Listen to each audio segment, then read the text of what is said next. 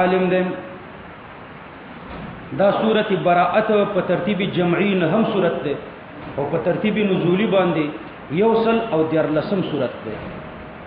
سورت انفال اتیم نمبر سورتو او دا یوصل او دیارلسم نمبر سورت ده. سورت انفال د سورت بقره نه وروسته نازل شوی او دا سورت چې ده دا د سورت مائده نه وروسته نازل شوی ده. د دې سورت په ابتدا کې بسم الله نه د لیکل شوی. د دې خو جدادا حضرت عثمان رضی الله عنه فرمایي چې سورت انفال دا اتیم نمبر سورت مخکې نازل او دا سورت براءت چې ده دا یوصل او دیارلسم نمبر سورت ده. دا تقریبا اخر کې نازل شو. د پس وروسته یو بل سورت نازل شوی دی یوصل او دیارلسم. نو دا یوصل او دیارلسم نمبر سورت ده. یو ګوره دو مسلې دي مختصر درته وایم. یو ترتیب د دې سورو ده او یو جزئیت د یو صورت ده د بل صورت نه. نو حضرت عثمان رضی الله عنه فرمایل چې دا ترتیب خلاصې درته وایم. دا شنه دي فرمایلی خداغه د کلام خلاصه درته ذکر کوم. حضرت عثمان رضی الله دو خبرې دي.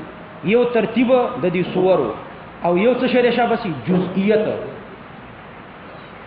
نو حضرت عثمان رضی الله عنه فرمایل چې دا صورت په اخر کې نازل شو او جبريل علیہ السلام د دې سره بسم الله نه وراوړ او سورت انفال اتیم نمبر سورت ته مخکې نازل شوې ده دا غي سره بسم الله راوړی و. نو که اوس موږ دې ته ګورو چې د دې سره بسم الله نه دراوړي او د دې سورت مضامین د سورت انفال د مضامین سره یو شی دي. دوړو کې د جهاد مضامین دي. نو چې مضامینو ته ګورو نو دا سورت د اغینه جوز کاری په مطلب باندې پوه شو. دا صورت د اغینه جوز کاری چې د مضامینو ته ګورو نو دا صورت دا سیدی لکه دا صورت چې د اغینه جزئی او پیغمبر علی السلام په جزئیت تصریح نه کړي. نو چې تصریح نه کړي لہذا احتمال د جزئیت او د عدم جزئیت دواړه شته. نو چې احتمال د جزئیت شته نو بسم الله مونږ نه کړه او چې احتمال د عدم جزئیت شته نو فاصله پکې راوړه. دا دولی کې فاصله نه ده. دا دولی کی فاصله د دې وجه نه ده چې احتمال د عدم جزئیت پکې ده. نو د احتمال د جزئیت د وجه نه بسم الله ونه لیکله جبرئیل علیه السلام هم نه وراوړي او د احتمال د عدم جزئیت د وجه نه فاصله راوړه. نو شک په څه کې راغلو؟ جزئیت او عدم جزئیت کې شک په دې کې ده. شک په ترتیب کې نه ده. ترتیب د دې سورو توقیفي ده او ترتیب د آیاتم چې توقیفي ده. جبريل علیہ السلام په دې ترتیب باندې دا سورتونه او آیاتونه پیغمبر علیہ السلام ته خودلی دي او جبريل علیہ السلام چې په دې ترتیب ورته خودلی به د پیغمبر علیہ السلام نه په دې ترتیب اوریدلی دي. نو بس دغه وجه ده چې بسم الله دلته ونه لیکله. بعض علما دلته د ترک د بسم الله د لپاره وجه ذکر کوي چې بسم الله ځکه نه د پکې لیکلې چې بسم الله د هغه آیاتونو په مخ کې لیکلې شي چې په هغه کې د رحم د الله ذکر وي او دلته د الله د قهر ذکر دی. لیکن دا د تایید په مرتبه کې کېدې شي اصلي وجه نشي کېده. اصلي وجه دغه چې ما درته ذکر کړم. دا صورت په ترتیب جمعی نه هم ده او په ترتیب نزولی یوصل او دیارلسم ده. د سورت مائده وروسته نازل شوی ده. کلمات 4098 دي او حروف 1,40,000 او اتیا دي تقریبا. دې ته سورت توبه موي سورت منقره ورته وي سورت مبعثره ورته وي سورت حافره ورته وي لانها حفرت عن قلوب المؤمنين د مسلمانانو زړونه راوسپړل. سورت مخزیه ورته وي کافرانو رسوا کړ.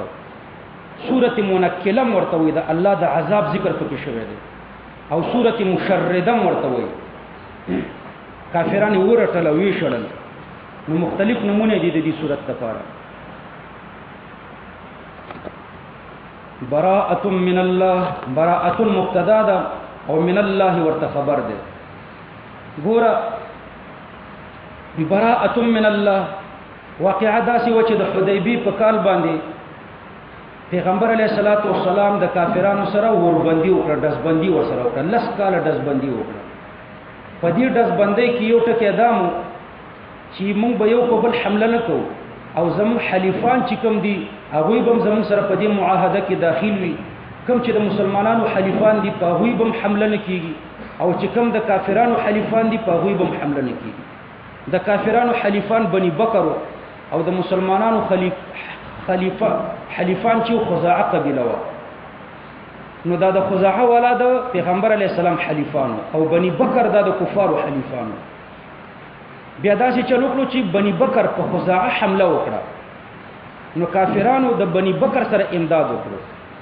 چې امداد وکړو خزاعه راغله پیغمبر علی السلام ته چې اوربند شوی او دا معاهده شوی و او دا د مکی مشرکانو زمون په خلاف د بني بکر سره د اسلحو کومک کړی دی. پیغمبر علی السلام ورته فرمایل چې لا نصرت الا لم انصركم، زه به کامیاب نشم که ستاسو انتقام مې وانه خستو. کافرانو معاهده ماته کړه، نو زه به ستاسو انتقام اخلم. شپږم کال کې صلح شوی و، وم کال په آرام تیر شو، وم کال په دې کې پیغمبر علی السلام خیبر فتح کړو د یهودو. په اتم کال کې پیغمبر علی السلام صحابه تیار کړ او راغله مکه مکرمه باندې حمله وکړه وینیوله. په اتم کال مکه فتح کړه.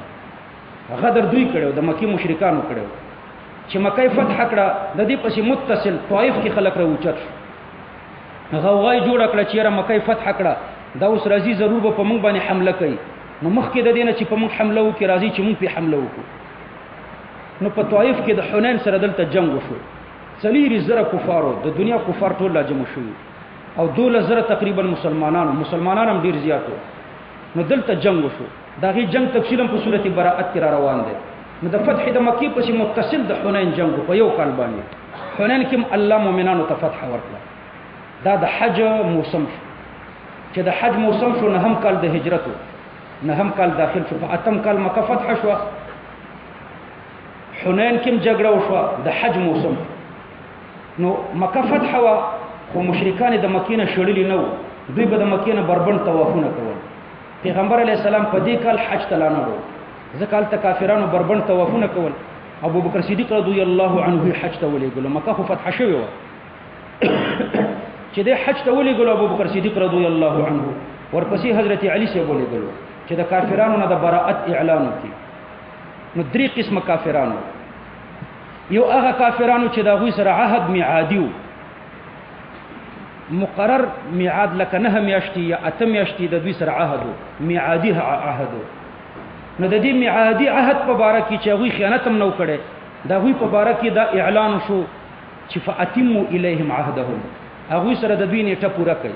میعادي عهد دی 10 میاشتې 8 میاشتې یا 9 میاشتې چې څومره پاتې دي، دومره نیټه ورسره پوره کړئ. د نیټې نه اخواته ورته بیا 4 میاشتې ټیم ورکړئ او بیا د مکې نه وشړئ. که مسلمانان شو ډېره ښه ده، کنې بیا دې ځي. نو چا سره چې عهد میعادي و، هغوی سره به میعاد پوره کېدو.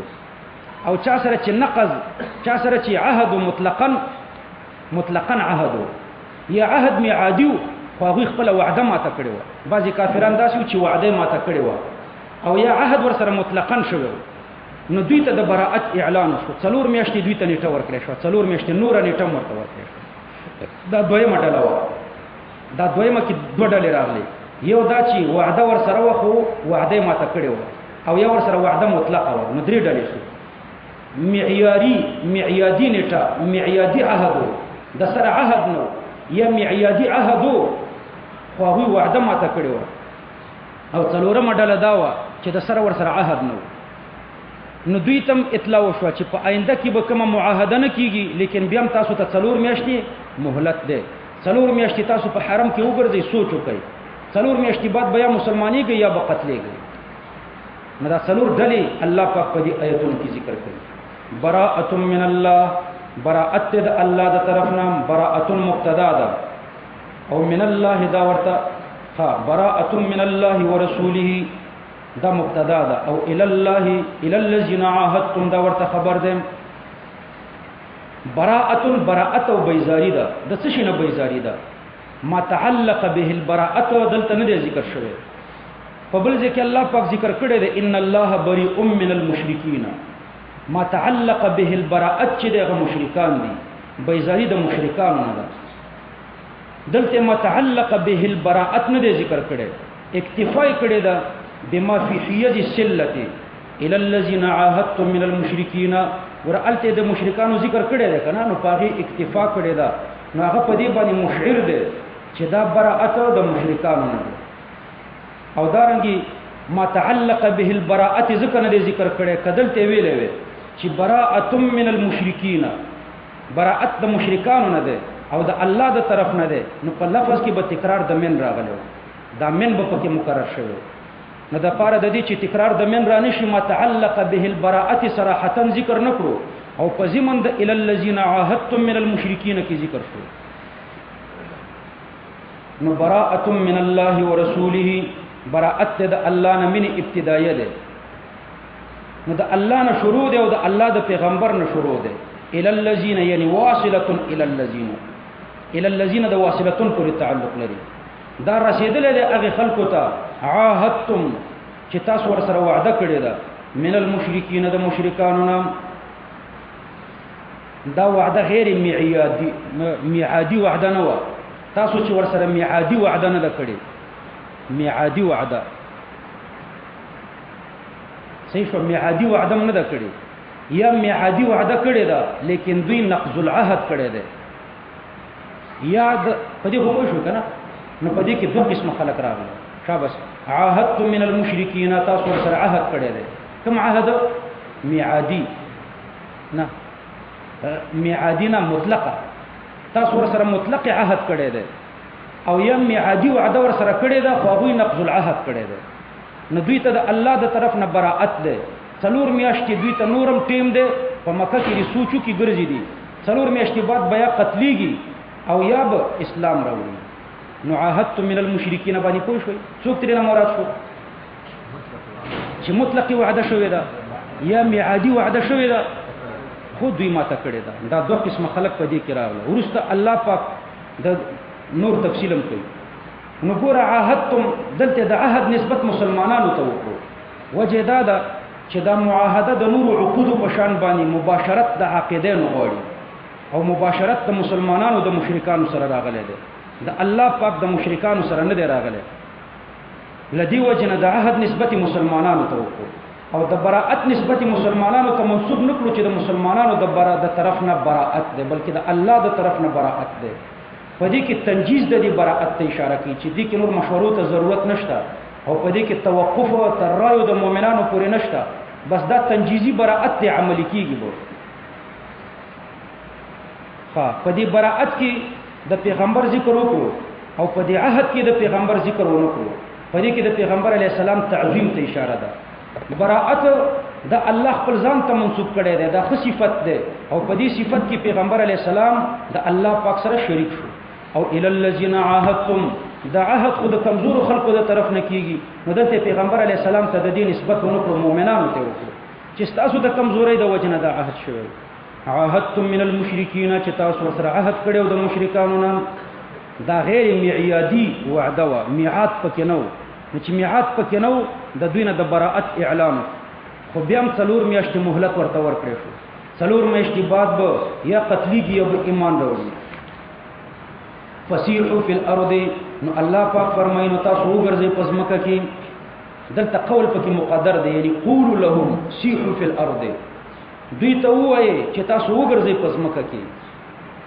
سیحوا فی الارض مقصود اباحت ده وجوب نه ده او دویم مقصود پکې اعلام بالامان ده چې تاسو ته امن دی زی ګرځئ په دې ملک کې نو تاسو سوچ وکړئ او د دې ګرځېدو نه وروسته څلورو میاشتو نه وروسته یا اسلام دی یا قتل دی سیاحت اصل کې جریان الماء د اوبو جریان ته وایي بیا مستعمل شوی دی په السیر علی مقتضى المشیتی کې چې په مقتضا د خوښې ګرځه نسیحوا فی الارض یعنی سیروا فیها حیث شئتم کوم ځای کې چې خوښې نو تاسو په دې ځمکه کې ګرځئ او 4 اشهر څلور میاشتې درته ټیم دی 4 اشهر څلور میاشتې تر لسم د ربیع الثانی پورې د دې ډلې ټیم پوره کېدو دا چا سره چې وعده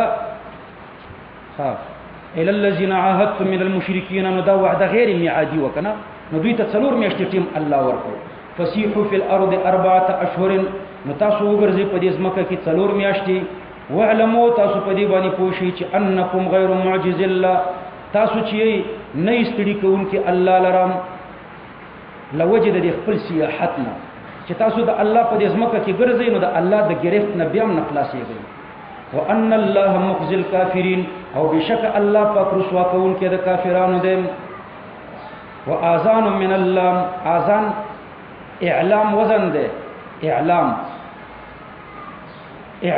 نه په معنا د اعلام فعالو په معنا د افعالو دې یعنی ایذان اصل کې النداء التي يسمع بالاذن هغه आवाज ته وي چې په غوږ باندې اوریدل شي و اذان مرفوع ده لکه د براءتن په شانغه مبتدا و دا مبتدا و اذان من الله ورسوله اعلان ده الله او د الله د پیغمبر د طرفنا الى الناس طول مشرکان ته يوم الحج الاكبر پورز د عرفه کې نو ابو بکر صدیق رضی الله عنه په دې کال باندې حج تتلل او پیغمبر علی السلام لانړو ځکه په دې کال باندې دوی بربند طوافونه کول په مکه کې کافران وو به حضرت علی رضی الله عنه ورپسې ورولې غلو چې د عرفات په غونډې اعلان وکي چې څلور میاشتې بعد بیا کافران قتلېږي او یا به څلور میاشتې بعد کافران ایمان راوړي نو یوم الحج الاکبر د دین یوم العرفه مراد ده او امام مجاهد سے فرمایي چې انه جميع ایام الحج د حج ټول ورځې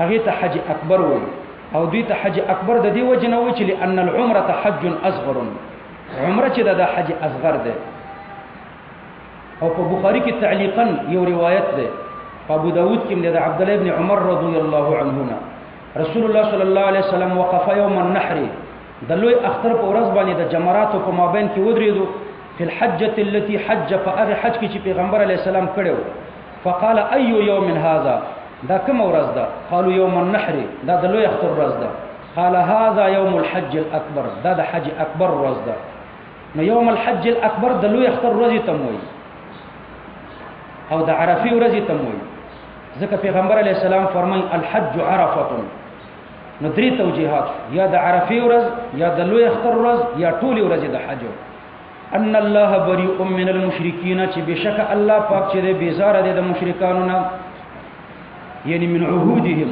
د دوی د عهدونو نه الله بیزار دي آینده به د دوی سره عهد نه کیږي ورسوله د الله پیغمبرم بیزار دي ورسوله عطف ده په هغه ضمیر مستتر باندې چې په بریئون کې ده ورسوله الله بری دی او د الله پیغمبر بری دی په دې پوښتنه او یا د عطف ده په محل د لفظ د الله باندې ان الله ورسوله ناغه په محل د رفع کې ده راجح ده چې دې تکلیف ته ضرورت نشته د بریئون په ضمیر ور عطف کا بریئون کی ضمیر مرفوعه معطوف علیه او ورسوله دا ور باندې عطف او یا ورسوله مبتدا کا خبر حذف کا ورسوله بريء من المشركين دا الله پیغمبرم چې د مشرکانو نه بیزار دي فان تبتم من الكفر والغدر نو کتا سو توبه وسته د کفر او د غدر نه فهو خير لكم مستاسو د فردا بهتر ده وان توليتم الى الكفر وکتا سو بیا کفر تور وګرځیدي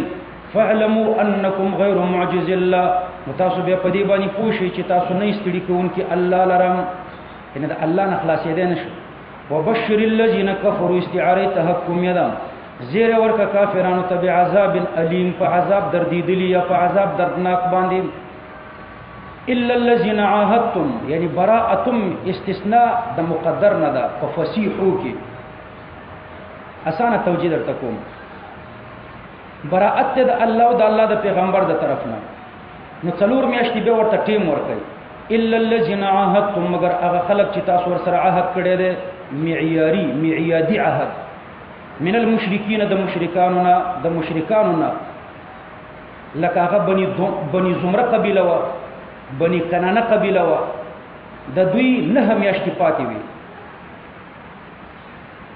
ثم لم ينقضوكم یعنی لم ينقضوا عهودكم دوی تاسو سره وعده نه و ماته کړی بنی زمره او بنی کنانه دا دوه قبیلې وي نه میاشتې د دوی د میعاد پاتې وي د پیغمبر علی السلام سره عهد نو ولم يظاهروا عليكم واستاسو په خلاف د چا سره امداد نه دی کړی احدا من اعدائكم فاتموا اليهم عهدهم نو دوی ته د دوی عهد ور پوره کړئ الى مدتهم د دوی تر مودې پورې الى اتمام مدتهم د دې براءت د اعلان نو وروسته دوی ته نه میاشتې پاتې وي نه میاشتې د دوی ټیم پاتې ده نو نه میاشتې دوی ته ور پوره کړئ نه میاشتې چې ختم شوي دا غي نه وروسته به د دوی دغه حکم دی چې یا به مسلمانېږي یا به قتلېږي ان الله يحب المتقين بشک الله پاک چې د خوخي متقیان من نقب العهد هغه څوک چې ځان ساتي د ماتولو د وعدې نه. فاذا انسلخ الاشهر الحرم چې کله محترم میاشتې تیرې شوي، اذا انسلخ یعنی اذا قضوت سلخ الجلد عن الشات د ګډ نه پوستکې ویستل، دې ته د سلخي کلمه مستعملېږي.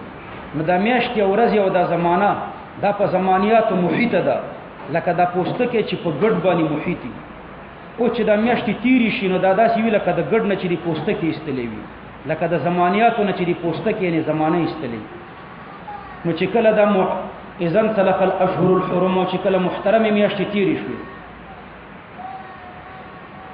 الاشهر الحرم الف لام د عهد د پاره ده، هغه څلور مخکنی میاشتې ترینه مراد دي چې الله پاک ذکر کړی دي په فسیح فی الارض 4 اشهر کې، کدا غینا محترم میاشتې مراد شي. نو چرته کله چې تیرې شي د محترم میاشتې، فقتلوا المشرکین حيث وجدتموهم، نو بیا وجنه مشرکان چې په کوم ځای کې اومندل، من حل وحرم، وخذوهم بالاسر والقتل، او دوی ونیسئ په بندیتوب او په وژلو، واحصروهم او دوی بندیان کوي، وقعدوا لهم كل مرصد او کینې دوی ته په هر لار او بندرګاه کې، فان تابوا کچرته دوی توبه وستا، واقاموا الصلاه علامه د توبې دادا چې دوی مونږ وکړو، واتوا الزکات او زکات ورکړو، فخلوا سبيلهم نبي خوشي کې د دوی لاره، ان الله غفور رحيم. وان احد من المشركين استجارك فاجره. شروع في المشتاقين لمبادئ التوبه، دا هغه چا ذکر کوي چې هغه شوق لري مبادئ د توبې ته، پیغمبر علیه الصلاۃ والسلام نه غونډیتوب غواړي. نو ان احد من المشركين ان استجارك احد من المشركين استجارك یعنی استأمنك وطلب المجاوره معك، استا سره غونډیتوب وکړو، فاجره یعنی فامنه هغه ته امن ورکا، حتی د تعلیل د پاره د اجره پورې تعلق لري، د دې د پاره ورته امن ورکا چې دی ووري کلام الله د الله کلام او پدې کې د سوچو کې په حقایق خبر شي، ثم ابلغه یعنی بعد سماعه ان لم يؤمن، که ایمان رانوړو د الله کلام واوریدو او ایمان رانوړو نو بیا ورسوه د مأمنه هغه خپل ځای، نو خپل ځای ته بیا ورسوه، دلته مقتلوه. ذالک بانهم دا په سبب د دې چې دا یو قوم دی لا يعلمون دا نه پوهیږي، لدی وجنه ورته 4 میاشتې مهلت ورکا. كيف يكون للمشركين عهد عند الله وعند رسوله الا الذين عاهدتم عند المسجد الحرام، دا تاکید د پاره د ما قبل ده. كيف يكون للمشركين عهد، كيف يعني لا يكون للمشركين عهد، للمشركين متعلق تر يكون پورې ده. نو الله پاک فرمای كيف، بعض علما فرمای چې دا كيف خبر د پاره د يكونو ده، او يكونو د افعال ناقصه نه ده، او للمشركين دا متعلق تر يكونو پورې ده.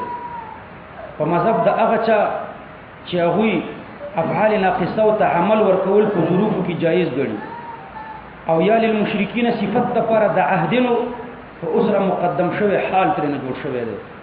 نو الله پاک فرمایي څنګه به د مشرکانو د پاره عهد للمشرکین الناکسین، د هغه مشرکانو د پاره چې هغه وعده ماتې کړي، عهد د هغه سره به وعده څنګه عند الله وعند رسوله، عند الله دا متعلق تر يكون پورې دی. كيف يكون عند الله او یا متعلق تر عهدنا پورې دی. عهد عند الله، عهد مصدر دی، عمل کولې شي په عند الله کې، او یا د کائنون پورې تعلق لري د عهدون د پر صفت دی.